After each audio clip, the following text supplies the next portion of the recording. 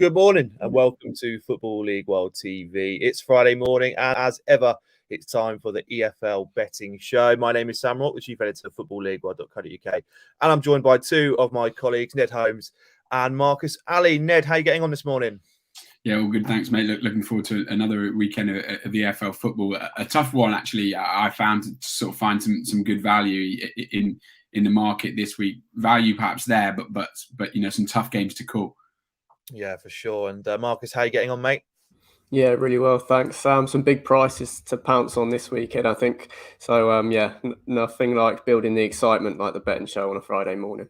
Yeah, absolutely. If you haven't watched the betting show before here on Football League World TV, we run through 4 different selections. We pick out a banker of the weekend, an accumulator, a value bet, and a wild card. So 4 different selections that Ned and Marcus will choose on this show. We are broadcasting live on Facebook, Twitter, and YouTube. So make sure to send in your comments. What do you make of some of the lads' predictions and bets for this weekend? We'd love to get your thoughts in. So let's get straight into it.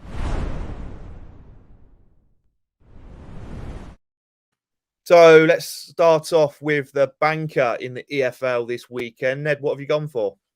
I've gone for Nottingham Forest to beat Cardiff City at 13-8. I think obviously Forest in pretty irresistible form right now, brushed past Barnsley in the week, and I can kind of see a similar result again. Obviously, I mean, having watched Cardiff against Bristol City last weekend, I mean, it was clear why there's no league win for them since November, and City's sort of fragile defence, defending balls into the box, allowed a Cardiff side that obviously are strong in that area to score twice, but I can't see that happening against Forest, even if Joe Worrell is out and perhaps Tobias Figueiredo might be off. I still think that they're strong enough, that sort of Cook McKenna backline, to keep Cardiff out, and I think they're just going to brush Cardiff aside, and 13-8, £5 returns, £13.12. It's just a standard banker, I think.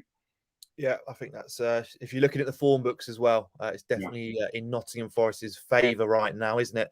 There we go. Ned opting for Forest to beat Cardiff City as his banker in the EFL this weekend. Marcus, what have you opted for?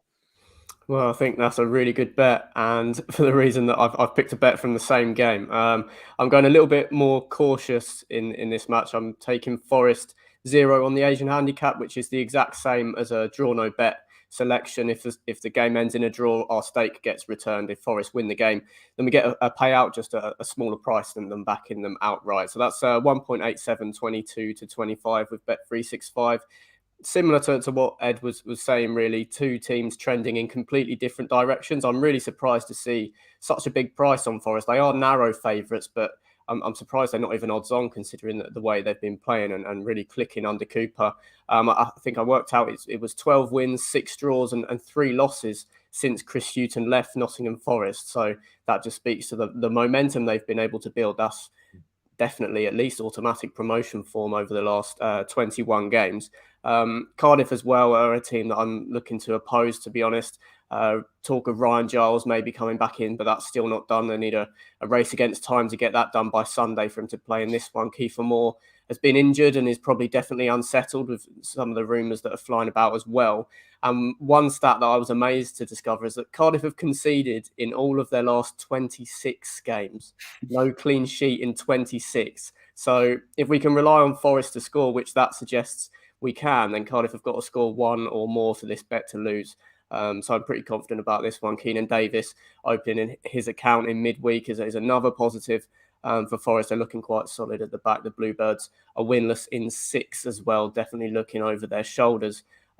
So yeah, I'm happy to take Forest 0 on the Asian handicap for my banker this week at 1.87. I just can't get over that glaring stat from Cardiff City. I never knew that. That's ominous, I suppose, for Cardiff this weekend.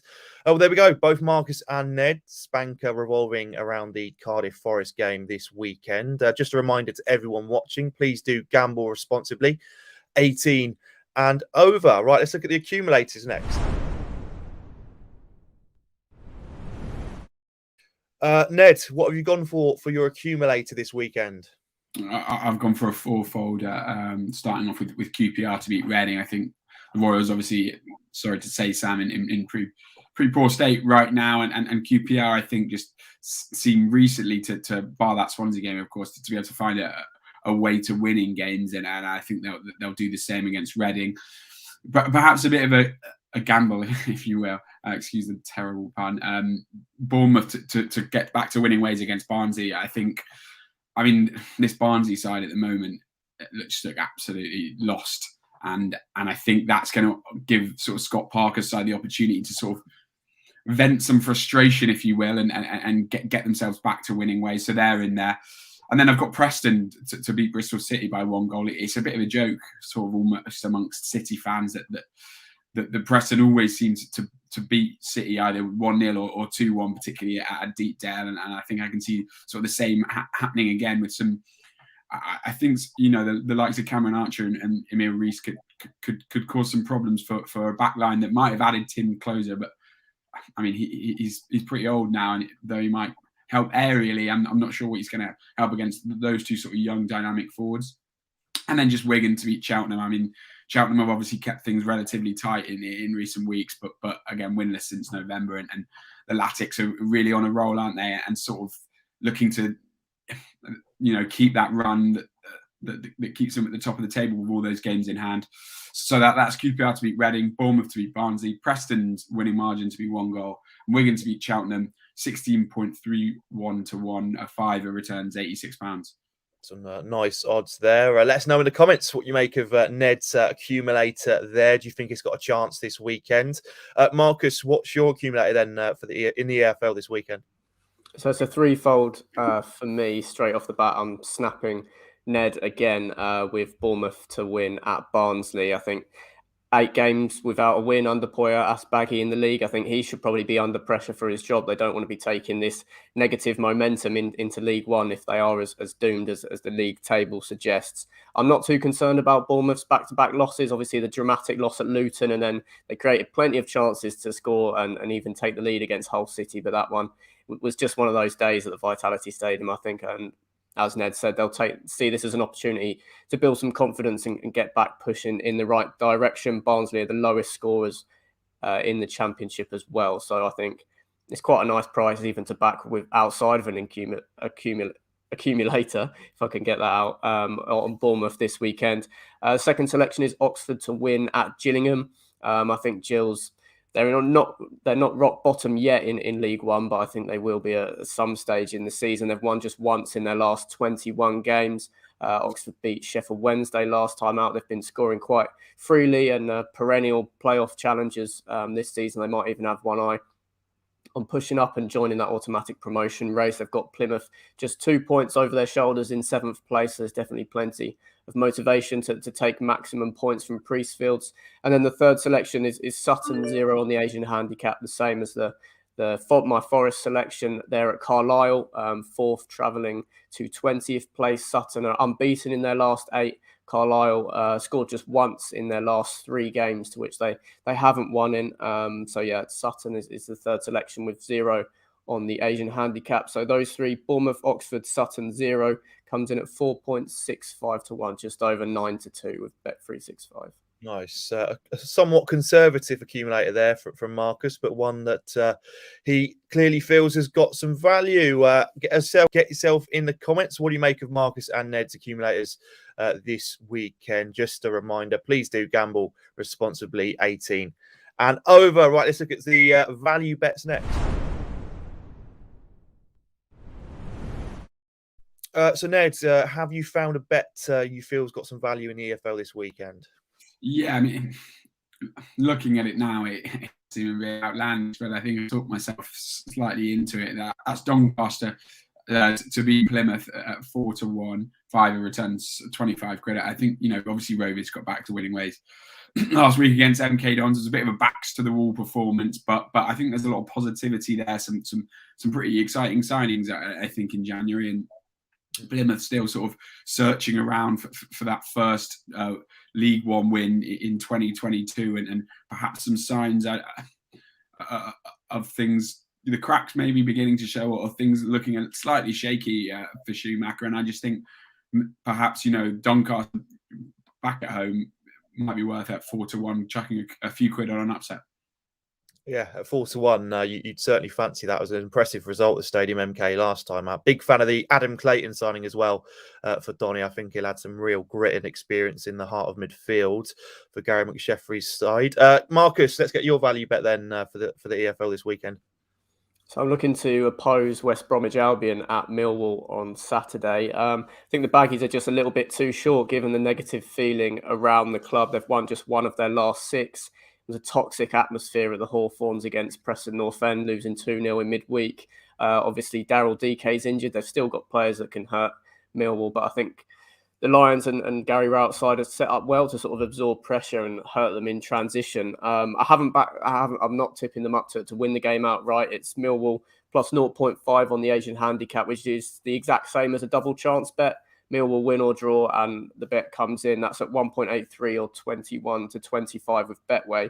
Millwall have lost their last 3 on the bounce, but I think Rourke will definitely be able to get a reaction and try and get them pushing back towards the top half of the table. I just can't see why West Brom are so short, particularly at such a difficult away game like going to the Den. I think it's going to be a real test of West Brom's resolve and their confidence. It probably suits them playing away from the Hawthorns at the moment due to the negative feeling around the club towards the manager and the style on the pitch. But I just think for them to be so short to get the win when they've won just once in their last 6, all we need is Millwall to avoid defeat to get this bet up. So yeah, Millwall plus 0.5 Asian handicap. That's 21 to 25 with Betway.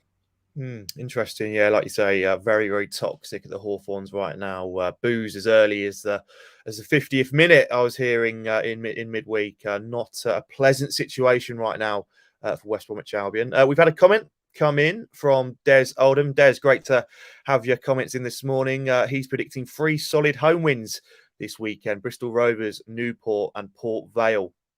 7-2, 3 League 2 teams to win. Des, cheers for getting your comments in. Please do keep them coming in. Right, let's look at the wild card next.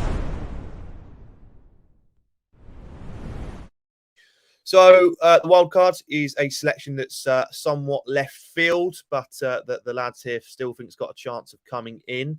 Ned, what's your wildcard bet this weekend? I've gone for 3 goal scorers this weekend. Anytime goal scorers. The first, which is Cameron Archer. I mean, I spoke sort of in the accumulator a bit about City's bad defence. You know, Tim Close obviously coming in is going to strengthen things in the air, but you know, an agile forward like Archer, even if Close does start, is still going to cause problems. I think City have conceded the 3rd most goals in the division this season. Haven't kept a clean sheet since one in Derby back in December. So I think there's going to be goals in that game certainly, and I back Cameron Archer off sort of opening his account against West Brom to get another one. Then Ross Stewart against Bolton. Similarly, I think Bolton could cause some problems for Sunderland going forward, but I also think there's going to be plenty of chances for the Black Cats and Ross Stewart. We know what a great striker he is at League One level. And then Dom Solanke, me and Marcus have both talked about sort of how poor this Barnsley side is really. And I think, I could see really if one goal goes in, that sort of relief for Bournemouth and quite a few going in. And I think you got back Dom Solanke to be one of the goal scorers. So that's Cameron Archer, Ross Stewart, and Dom Solanke anytime goal scorers. 14.02 to 1, 5 returns, £75.10. Some nice odds there. I could see that certainly having a real chance this weekend. Let us know in the comments what you make of Ned's wild card treble of goal scorers there. Marcus, what's your wild card bet this weekend? Ever the cautious punter. This one comes in at just 5.8 to 1.